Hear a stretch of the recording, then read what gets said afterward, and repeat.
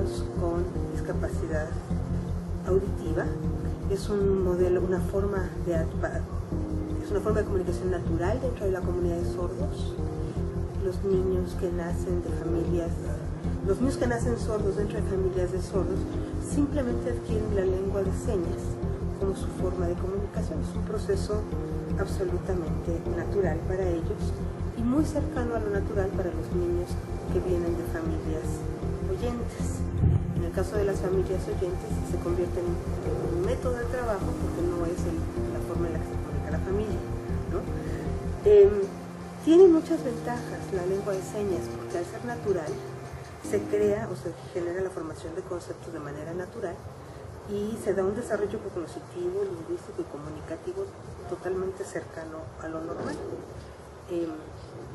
Digamos que es como si un francés aprende francés y un italiano aprende italiano y un griego aprende griego. Un sordo aprende lengua de señas si vive en una comunidad de sordos. Así de natural es el asunto. La complejidad se da porque la gran mayoría de los niños sordos, y así se llama dentro de este modelo, no se dice discapacidad auditiva, los hijos de padres sordos y la gente de la comunidad silente se autodenominan sordos. Yo decía, la mayoría de los chicos con discapacidad auditiva no son miembros de una familia de sordos. El 90% de los niños con discapacidad auditiva tienen como padres personas que se oyen. Y sus hermanos oyen, etcétera, etcétera. Eso genera entonces un choque cultural. Estamos hablando de que cuando se trabaja la lengua de señas con familias de oyentes hay una falta de identidad cultural al interior de una misma familia y eso genera problemas, ¿no? Otro problema que tiene el uso de la lengua de sordos, incluso para la comunidad silente, para las familias, los hijos de sordos, de padres sordos, es que hay falta de servicios educativos, es decir, no hay escuelas que tengan esa lengua. Sí hay escuelas que te pueden enseñar a un niño que habla japonés, a un niño... son caras y lo que tú quieras, pero las hay. No hay una sola escuela en el país que trabaje con lengua de señas como única lengua o como la lengua predominante. Entonces ahí hay una marginación cultural, ¿no? Por otro lado, los servicios legales, los servicios sociales no se dan en lengua de señas si no hay intérpretes, aun cuando la lengua de señas está reconocida en nuestra Constitución como lengua oficial del Estado. Pero esto ni se difunde ni se ha fortalecido. Para que realmente sea una lengua oficial tendría que haber servicios en lengua de señas abiertamente en todos lados, intérpretes en todos lados, y bueno, hay una realidad así como muy fuerte. No hay una sola escuela de intérpretes de señas en el país. No hay criterios de certificación. Entonces, bueno, hay una serie de complejidades, ¿no?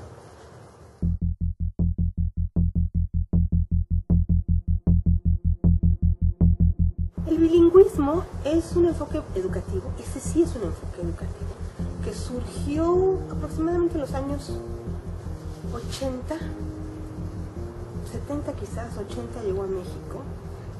Se trabajó un buen tiempo con este enfoque en México, se hizo formación de maestros, sobre todo porque es un enfoque que da respuesta a los niños con discapacidad auditiva verdaderos que tenemos en las escuelas públicas, es decir, niños que vienen de familias con niveles socioculturales y socioeconómicos medios bajos, o a veces muy bajos, ¿verdad? Y que se detectan tardíamente, que tienen un acceso a los servicios de salud y a las posibilidades de tecnología muy limitado. Entonces, bajo esta realidad, uno de los enfoques que puede tener mejores resultados para trabajar con nuestros niños es el bilingüismo. ¿Qué es el bilingüismo? Bueno, es la enseñanza de la lengua de señas como primera lengua, porque es la más natural para el niño, el acceso más inmediato, y la enseñanza de la lengua oral de la comunidad, en este caso del español, o de la lengua escrita como segunda lengua, o de ambas como segunda lengua. Con este modelo hay mucha investigación hecha en otros países en donde se ha llevado de manera sistemática y de manera organizada. Hay mucha investigación que demuestra que los procesos cognitivos, lingüísticos, comunicativos, todo lo que es la formación de conceptos, el pensamiento, es muy cercano a lo normal. Sobre todo cuando se propicia un inicio de de la lengua temprana, ¿no? Entonces, ¿cómo se hace en los países desarrollados donde esto funciona muy bien? Cuando nace un niño sordo, inmediatamente se manda a la familia a una persona bilingüe, sorda, que va a convivir con la familia, que les va a enseñar la lengua de señas, que van a propiciar que se dé la adquisición de la primera lengua de señas, ¿verdad? Esta persona, que es pagada por el Estado, tiene un contacto cercano con la familia, va a culturizar a la familia en la idea de la lengua de señas y al mismo tiempo van a ir usando el lenguaje oral. Quizás aquí hay muchas variaciones con soportes auditivos, ¿no? Con soportes tecnológicos como auxiliares auditivos y cuestiones de este tipo, ¿no? En nuestro ambiente, pensar en que fuera de inicio tan temprano pues sería complejo, pero sí podemos pensar que a lo mejor un niño que llega al preescolar pudiera tener un apoyo tanto personal como de su familia para la adquisición de lengua de señas. Hay algunos proyectos en México que lo han realizado con resultados, yo diría que bastante aceptables. Se recibe a los niños en las escuelas, se trabaja con las familias para clases de señas y a los niños primero se les enseña la lengua de señas, se les promueve el desarrollo en lengua de señas y luego se va metiendo el lenguaje oral y el lenguaje escrito. Insisto, aquí hay variaciones, dependiendo del nivel sociocultural de la familia y socioeconómico, si se usan o no apoyos tecnológicos, como pueden ser auxiliares u otro tipo, pero con mucha frecuencia puede ser sin auxiliares este manejo de la parte oral o escrita del español, ¿no? Los problemas que tiene este enfoque es que el costo es elevado, hay que entrenar a la gente, hay que contar con profesionales bilingües. Por ejemplo, en México, ¿qué nos sucede? Hay muy pocos maestros que usen fluidamente la lengua de señas.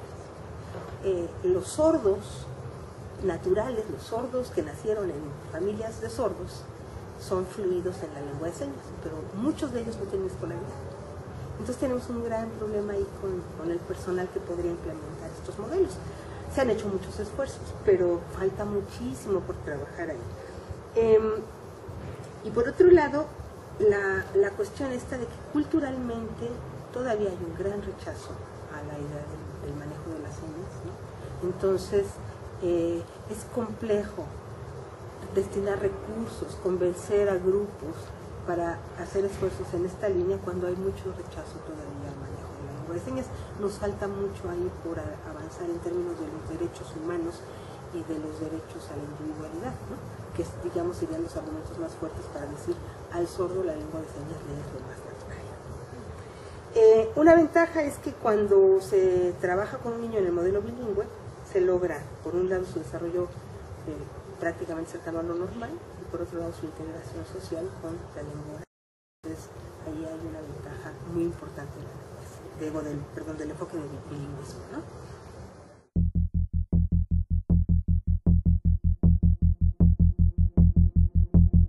Las palabras exactas o las señas exactas. Fue un modelo también educativo que se trabajó también por ahí de los años 80, justamente como un complemento del bilingüismo. Es decir, se decía, bueno, si vamos a trabajar con la lengua, por ejemplo el español, y la lengua de señas, cuando uno compara, pues no tienen la misma sintaxis. La sintaxis es el orden de las muchos de los elementos gramaticales que las oraciones y la comunicación le dan sentido y coherencia a un discurso. Entonces se pensó por algún tiempo que si se igualaba la sintaxis de las señas a la sintaxis de la lengua dominante iba a ser más fácil. Y se hicieron lo que se llamaron señas exactas en varias lenguas. Entonces en el caso del español se llamaba señas exactas del español. Y era una metodología en donde se tomaba, digamos, el vocabulario de la lengua de señas, pero se organizaba como si fuera español, e incluso se agregaban señas para aquellas partículas que en lengua de señas no existían. Por ejemplo, en lengua de señas no existe el artículo, pero se hacía una seña para el artículo, para marcar que ahí va algo. Esta forma de ver la enseñanza mostró tener dificultades importantes. Por un lado, estamos frente a lo que no es una lengua. Las señas exactas no son una lengua, son un artefacto real, inventado. Una de las características de la lengua es que son de generación espontánea. Las lenguas que se desarrollan, se transforman de manera natural. Estas señas exactas se inventaron, eso no es lo común, ¿no? Y algo que, bueno, en aquel momento no se anticipó es que se iba a generar un conflicto digamos, cultural. Y el conflicto cultural surge porque quienes son sordos y usuarios de la lengua de señas verdadera, natural, simplemente no reconocen estas señas exactas y desdeñan estas señas exactas y piensan que les están invadiendo y les quieren quitar su lengua. Entonces hay todo un problema cultural de choque muy importante, ¿no? ¿Para qué sí puede servir esta situación de las señas exactas? Puede servir para el acceso rápido a mensajes, por ejemplo, ¿no? Cuando los niños están en la escuela y quizás el maestro no sabe señas, pero pueden practicar entre el niño y él un par de mensajes que les permitan hacer más fluida la comunicación y puede usar señas exactas o algún otro, porque no está pretendiendo que sea la lengua, es simplemente un mecanismo de comunicación, algo así como usar un letrero o usar una señal, ¿no? Si se piensa en esa lógica puede ser útil. De hecho, hay una franquicia reciente, de lo que yo me enteré recientemente, que usa una cuestión para entrenar a bebés desde muy temprana edad para que satisfagan sus necesidades y para, digamos, hacer fluir la comunicación entre el niño y la madre, porque sabemos que el niño va a aprender primero a gesticular que a hablar, ¿no? Entonces, bueno, para ese tipo de cosas puede ser útil, pero definitivamente no se trata de una lengua natural, no es un modelo que se haya sostenido en términos de investigación. Mucha investigación ya hay que lo descalifica, ¿no? Y porque genera conflictos culturales y no promueve el desarrollo del niño de manera natural.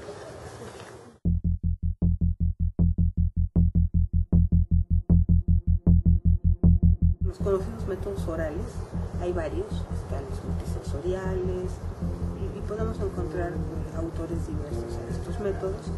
La característica de estos métodos es que, bueno, se enseña la lengua oral.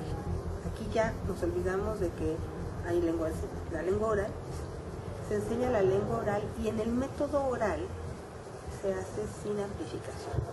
Es decir, lo que se hace es tomar los otros sentidos que están intactos y usarlos para compensar el sentido no intacto, el sentido dañado, ¿no?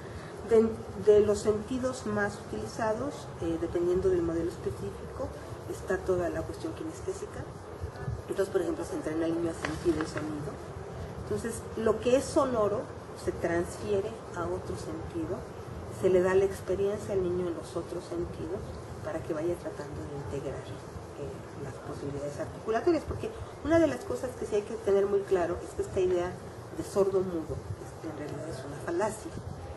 El niño es sordo y no desarrolla el lenguaje oral porque no lo oye, pero no hay nada que lo haga mudo.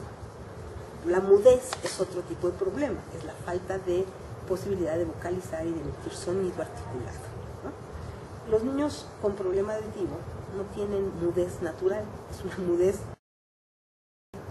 la sordera, y no siempre hay mudez, ¿no? Entonces, en este sentido, sabiendo que la parte de la articulación está perfectamente íntegra, se diseñaron métodos para oralizar. Estos métodos se basan en la enseñanza de la producción del habla, básicamente. No son lengua, enseñan a producir habla, enseñan a sonorizar. Cuando uno piensa en el lenguaje es mucho más hora del lenguaje. Nosotros usamos el lenguaje mientras pensamos, usamos el lenguaje mientras leemos, usamos el lenguaje callados, hablando, usamos el lenguaje antes de hablar, porque antes de hablar estamos construyendo el lenguaje. ¿No? No es solamente esta parte vocal.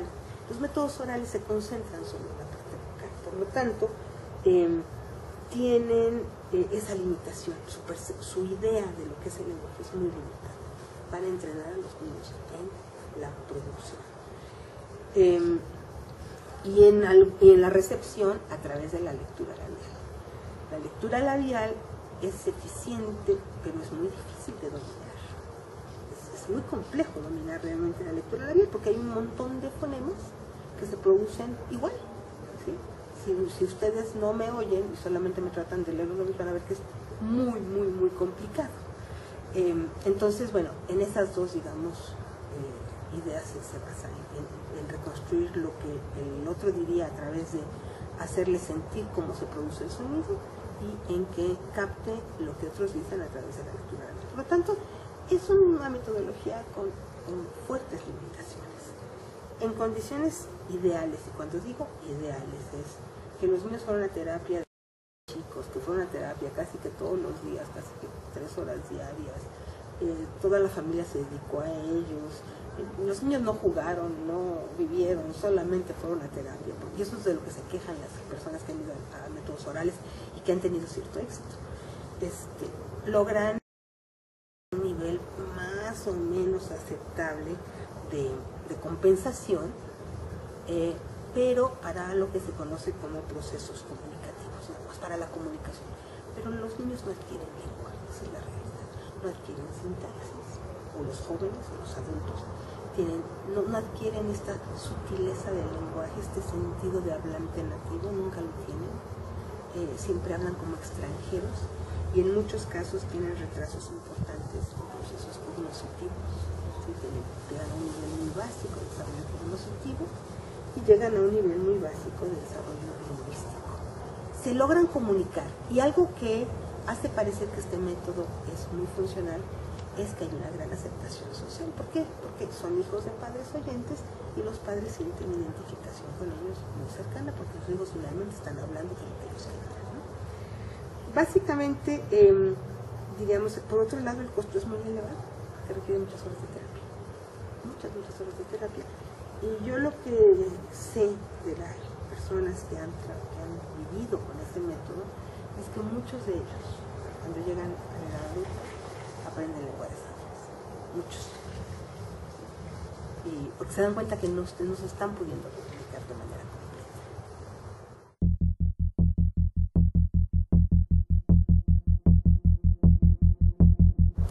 El método auditivo es otro de los métodos que se usa para la oralización. Pero el método auditivo, a diferencia de los métodos orales, utiliza apoyos tecnológicos, utiliza lo que se llama la amplificación de la audición a través de los auxiliares auditivos. Entonces, la idea del método auditivo es otra vez usar una lengua natural, que es la lengua que se use, que crezca la persona, y maximizar la audición por medios tecnológicos y dar entrenamiento para oír, porque no es suficiente poner un amplificador. Hay que también dar entrenamiento para que la persona aprenda a oír, ¿no? Este método auditivo tiene, pues digamos que varias versiones, pero hay una yo creo que es la que más se usa, que es uno desarrollado por el Dr. Ling en Estados Unidos, pero hay otras versiones. Para que este método funcione bien, hay que hacer la detección tiene que ser sumamente temprana. Los niños tienen que ser detectados, pues preferentemente al nacimiento, muy cercano al nacimiento, a los 2 meses, 3 meses, 6 meses, ¿no? Son cuando se dan las mejores condiciones y se tiene que hacer una adaptación de auxiliares también muy temprana. Y cuando digo adaptación no es nada más irlos a comprar, sino que hay un especialista bien entrenado que pueda decir qué auxiliar va a funcionar a la pérdida que tiene. Además hay que decir que cuando son bebés es muy difícil determinar la pérdida. Se hace con potenciales evocados, pero hay ciertas, digamos que son medidas muy gruesas todavía. Ahora están también las emisiones otoacústicas como posibilidades para hacer un diagnóstico un poco más fino, pero igual seguimos hablando de diagnósticos aproximados y durante los primeros años hay que estar evaluando de muchas maneras a los chicos para ver qué aparatos les funcionan y para ir probando luego de que ya tenemos el aparato las distintas adaptaciones que hay que hacerle, que es como ajustes específicos en qué frecuencia se le dan más o menos ganancia, etc. Esta es una tarea altamente especializada para la cual tenemos muy pocos técnicos. Cuando digo técnicos no estoy hablando en el nivel técnico, muy pocas personas especializadas en estas actividades. De hecho en México no hay, hasta donde yo sé, la formación de audiólogos. hay el Instituto de la Comunicación Humana, no sé si dan licenciatura en audiología, porque quizás es el único lugar, si es que hay, pero hay pocas especialidades de audiología, ¿no? En otros países los médicos se especializan en la audiología con enorme facilidad. Acá tenemos una laguna muy grande en ese sentido, y lo que yo sí puedo decir es que hay muy pocos audiólogos, y quienes están, digamos, dominando esta área muchas veces son los mismos vendedores de auxiliares auditivos que hacen este trabajo y lo hacen mal porque no tienen la formación, ¿no?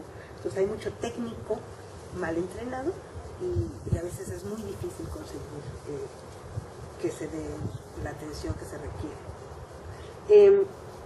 ¿Qué pasa entonces? Bueno, vamos a suponer que se adapte el auxiliar, que se adapta a esa temprana edad. También se tiene que contar con un terapeuta bien capacitado en entrenamiento auditivo y en desarrollo del lenguaje. Porque si solo entrenan en audición y no dan apoyo en desarrollo del lenguaje, el niño no va a avanzar. El niño va a aprender hoy, pero no va a desarrollar el lenguaje. Hay que trabajar muy cercanamente con los padres. Hay que hacer una educación familiar muy importante para que se mantenga el auxiliar, para que se cambien algunos hábitos auditivos en la familia y hábitos de uso del sonido en la familia. Por supuesto que estamos hablando de costos altos, estamos hablando de tecnología cara y de apoyo profesional caro y constante. Entonces, esta es una metodología que le funciona bien a las clases medias altas. Y sí hay muchos niños muy bien entrenados en el método auditivo, con los métodos auditivos que tienen muy buenos aparatos. Ahora con los aparatos digitales realmente funciona bastante bien. Y también lo que vemos en las clases medias altas, pues mucha gente se va al extranjero y a atenderse, ¿no?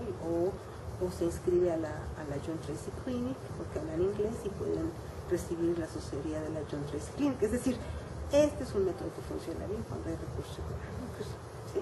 Ahora, ¿qué ha pasado en México? A veces pensamos que con ponerle los aparatos a los niños la cosa va a funcionar. Pues no es cierto. ¿Por qué? Se les dan los aparatos, no se les entrena, los niños no saben usarlos, los aparatos no están adaptados, se genera no nada más aversión al aparato, sino es hasta un daño porque están mal adaptados, ¿verdad? Las familias muchas veces no tienen dinero para las pilas, para las baterías, para los moldes, para mantenerlos, para darles el seguimiento, y entonces en realidad es una desperdicio de recursos, ¿no? Los aparatos donados sin un programa de soporte simplemente no van a tener ningún resultado, y lo sabemos, ¿no? Entonces, bueno, bien hecho este método, funciona bastante bien. Muchas personas se han beneficiado, pero requiere de mucha infraestructura y de muchos recursos.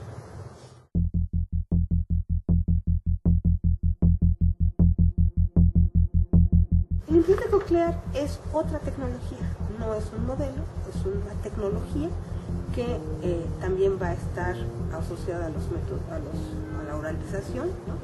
Y a diferencia del auxiliar auditivo, que es de uso externo, o sea, un auxiliar auditivo que te lo pones y te lo quitas y ya, y es un aparatito que tiene toda la tecnología y la tecnología está fuera de tu cuerpo. El implante coclear, la tecnología la implanta en tu cuerpo, ¿no? Entonces es un procesador de sonido que te van a implantar en la cóclea y que va a tener una especie de caja de comandos externa, pero con el procesador está adentro. Entonces es una tecnología de punta que tiene mucha mejor fidelidad que el auxiliar auditivo. El auxiliar auditivo siempre va a tener algo de ruido, algo de interferencia, y el implante coclear es mucho más preciso, mucho más fiel. Es una restauración más completa de la audición. Y entonces, bueno, sus ventajas en términos de ganancia auditiva son mucho mayores. Otra vez, al estar frente a una tecnología de tan alta, tan de vanguardia, pues tenemos nosotros una carencia de profesionales en el área impresionante. Además, es una tecnología que cambia. En este momento en el país hay muy poquita investigación. Ahorita yo participé en una tesis sobre el implante coclear que se ve en vocabulario de niños mexicanos. Fue complicadísimo conseguir a los niños, pero finalmente se hizo la tesis y se encuentra que realmente hay muy buenos resultados, ¿no? Se encuentra que incluso la edad de implantación, que se llama no tiene que ser tan temprana, pero sí tiene, lo que es muy importante es que haya habido antes auxiliares auditivos, estimulación auditiva anterior, que eso es lo que hace más la diferencia. O sea, no necesariamente tienes que implantar al niño a los 6 meses, pero si lo implantas al año, debe haber habido, o es mucho mejor que haya habido auxiliares auditivos antes, y por supuesto terapia para entrenarlos. Entonces, se están empezando a entender bien los procesos de cómo funciona.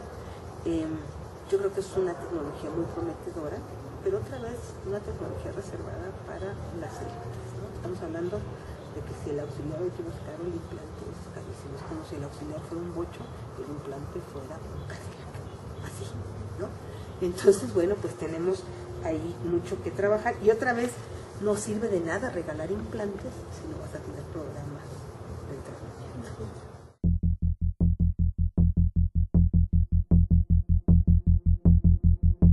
La logogenia es un modelo que yo creo que es orgullosa, hay que decirlo, yo lo digo con orgullo porque me da mucho gusto, es orgullosamente mexicano, aunque lo hizo una italiana, lo hizo en México, la doctora Bruna Radelli. Es un modelo para enseñar, ella le llama para propiciar en los niños la reflexión lingüística y la adquisición de la escritura como lengua natural. Tradicionalmente se ha pensado que para poder escribir hay que hablar. Esto no es cierto. La lengua escrita es en sí misma una lengua que tiene todos los atributos. Entonces, la logogenia lo que hace es, a través de la palabra impresa, enseñar la lengua, en este caso el español o puede ser cualquier otro, y usan lo que ellos llaman input o estimulación controlada. Se usa con niños ya de nivel primaria, niños que tengan algún tipo de lenguaje oral, señas, lo que sea, pero que ya tengan algún tipo de comprensión, algún repertorio básico de oral, o de español en este caso, un vocabulario, y a partir de un vocabulario muy incipiente se empieza a construir la sintaxis. La metodología es bastante interesante, está muy bien fundamentada en la teoría generativa de Chomsky. Bruna es una mujer que ha estudiado esto con mucho detalle y que ha desarrollado el modelo y ha entrenado gente para llevarlo a cabo. Ver demostraciones de avances de chicos, en este caso, creo que está teniendo buenos resultados para lo que fue creado, que es para que los niños aprendan a leer con comprensión profunda, ¿sí? Que puedan ser lectores y usar la escritura, la lectura y la escritura como medio de comunicación. Muy buenos resultados.